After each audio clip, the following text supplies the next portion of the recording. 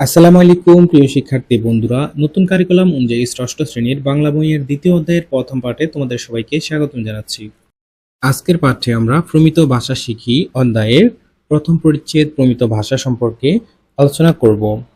এখানে বলা হয়েছে নিচে কয়েকটি পরিস্থিতির উল্লেখ আছে। এসব পরিস্থিতিতে তোমার বন্ধু বান্ধব, পরিবারের লোকজন কিংবা এলাকার মানুষ যেভাবে কথা বলে তার কথোপকথনের মাধ্যমে উপস্থাপন করো। এরপর এখানে তিনটি পরিস্থিতির দেওয়া আছে। খেলার সময় কোনো একটা বিষয় নিয়ে তর্ক হচ্ছে, পড়াশোনা কেমন চলছে তা নিয়ে মা বাবার সঙ্গে কথা হচ্ছে, সবজি কিনতে গিয়ে ক্রেতা বিক্রেতার মধ্যে দর কষাকষি হচ্ছে। এরপর উপরের পরিস্থিতিগুলোতে যে ভাষায় কথা বলেছ নিচের ক্ষেত্রে তা আলাদা কিনা তা নিয়ে আলোচনা করো। এক্ষেত্রে আরো তিনটি পরিস্থিতির উল্লেখ আছে। রেডিও টেলিভিশনে পঠিত সংবাদ ও প্রতিবেদনের ভাষা, সাংস্কৃতিক অনুষ্ঠান উপস্থাপনের ভাষা, পাঠ্য বইয়ের ভাষা। এখানে এই দুই পরিস্থিতির মধ্যে অবশ্যই পরিবর্তন অর্থাৎ অমিল রয়েছে।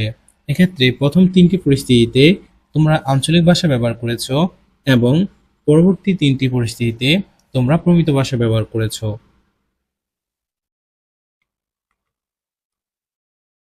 প্রথমে দেওয়া পরিস্থিতি তিনটিতে তোমরা এমন কিছু শব্দ ব্যবহার করেছ কিংবা কোনো কোনো শব্দের উচ্চারণ এমনভাবে করেছ যা পরের ক্ষেত্র তিনটির সাথে মেলে না। নিচের ছক অনুযায়ী এমন কিছু শব্দের তালিকা করো।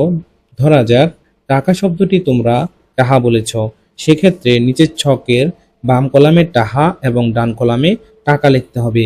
অর্থাৎ এই ছকটির বাম কলামে তোমরা প্রথম তিনটি পরিস্থিতিতে যে শব্দগুলো ইউজ করেছ অর্থাৎ আঞ্চলিক শব্দগুলো তোমরা বাম কলামে লিখবে এবং সেই শব্দগুলির প্রমিত শব্দ তোমরা ডান কলামে লিখবে।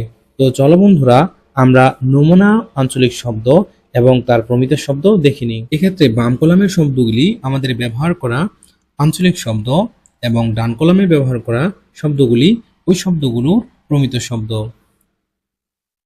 এক্ষেত্রে টাহা শব্দটির প্রমিত শব্দ টাকা, দেখেন শব্দটির প্রমিত শব্দ দেখেন, বইছি শব্দটির প্রমিত শব্দ বলছি, নিছি শব্দটির প্রমিত শব্দ নিয়েছি, দুইটা শব্দটির প্রমিত শব্দ দুইটা, খাসা শব্দটির প্রমিত শব্দ সত্য, কথা শব্দটির প্রমিত শব্দ কথা, দিতাছি শব্দটির প্রমিত শব্দ দিচ্ছি, এইটা শব্দটির প্রমিত শব্দ এটা এবং আমাগো শব্দটির প্রমিত শব্দ আমাদের।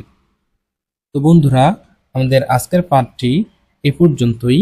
পরবর্তী পাঠে আমরা আঞ্চলিক ভাষা ও প্রমিত ভাষা এবং ধ্বনির উচ্চারণ নিয়ে আলোচনা করব।